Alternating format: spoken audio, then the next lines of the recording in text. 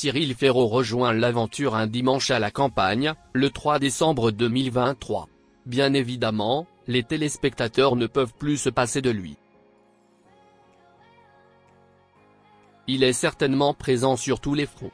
Cyril Ferraud dirige l'émission Slam, 100% logique. Il a joué le personnage principal à Fort Boyard au cours de l'été et a publié un guide intitulé Mission Zéro Erreur, publié en octobre dernier par HarperCollins. Bonne performance pour un animateur qui était facilement critiqué au début de sa carrière pour avoir une image un peu fade. Dans une interview accordée au magazine Closer, le présentateur de 38 ans est revenu sur ce chapitre de sa carrière et a assuré qu'il était passé à autre chose, même s'il en a un peu souffert. Cyril Ferraud, stop aux stéréotypes. Je crois que je ne véhicule plus l'image du blond aux dents blanches, animateur des matchs de l'après-midi. Aujourd'hui, je présente beaucoup de programmes différents pour que les téléspectateurs n'aient plus ces préjugés, a-t-il expliqué dans la chronique de l'hebdomadaire. Simpliste et assez injuste. Ceux qui me critiquent ne regardent pas ce que je fais à l'écran. Impossible de le rater désormais. Il a été diffusé le 2 décembre 2023 avec 100% logique, avec Chimène Badi, Dave et Paul de Saint-Cernin. Il sera pareil également dans un dimanche à la campagne le 3 décembre. Cyril Ferraud, l'enfant préféré de sa grand-mère. Il n'est plus l'hôte préféré de grand-mère. Plus seulement maintenant. Cyril Ferraud a également séduit un public familial plus large lorsqu'il incarnait Cyril Gosbeau dans Fort Boyard.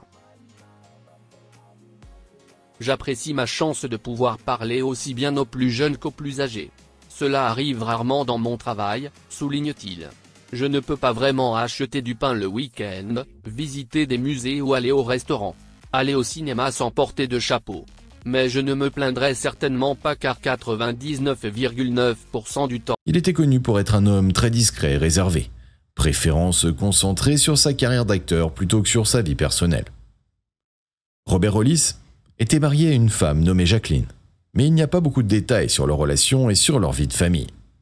Il était rare de le voir s'exprimer publiquement sur sa vie privée, préférant garder une distance par rapport aux médias.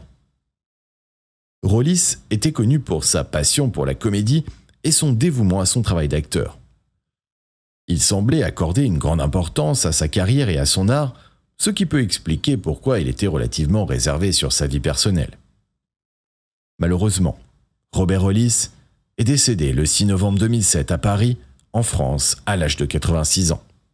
Sa disparition a été un choc pour le monde du cinéma et de la télévision française, ainsi que pour ses nombreux fans qui avaient apprécié ses performances comiques pendant des décennies.